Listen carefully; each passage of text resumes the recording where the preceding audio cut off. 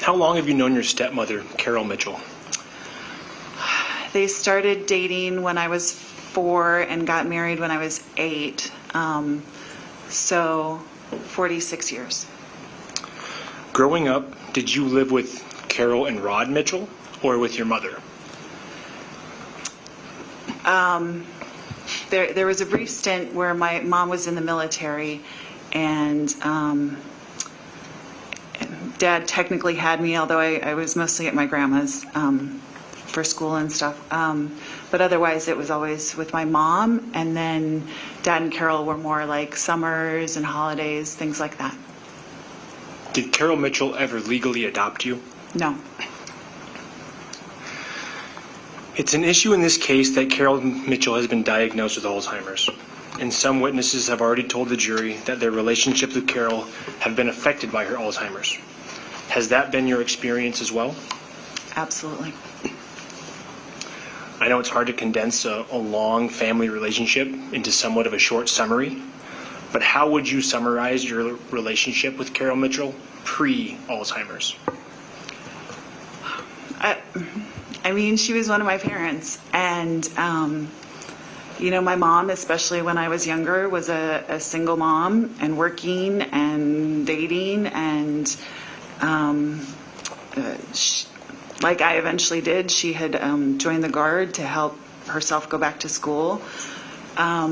So it was, and I always remember Carol being in my life and as a mother figure, and so it was nice to have another mother figure.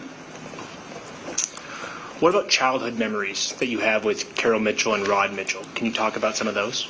Yeah. My mom hates camping, and they like it. So, I'd get to do things that I wouldn't do. It was here in DL, so trips to the beach, Sorbas, a few trips like to the Black Hills, just, normal family stuff. You mentioned that Carol was like a second mother. What was your favorite things about Carol? She loves animals. She will tell you all day long about her cats. And I think not to that extent. I mean, she won't even kill a spider. But I think I got my respect for animals in part because of that. She's very artistic, which is not how my brain works at all. So I was always kind of impressed by some of the things that she could come up with and do. She was very much her own person. Like, she didn't really care what other people thought, which I kind of respect. Like, if it was what she believed in or she wanted, like, she was kind of, fearless in that way. Did things change between you and your family and Carol Mitchell when your son Liam joined the family in about 2011? Yeah. Carol was pretty meticulous and was always kind of just so.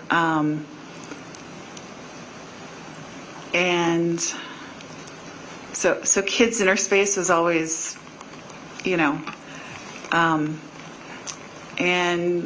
Liam came from a background with trauma, and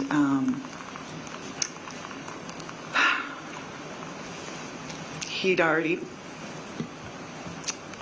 before he came to me full time, he'd already been bounced through another foster home, and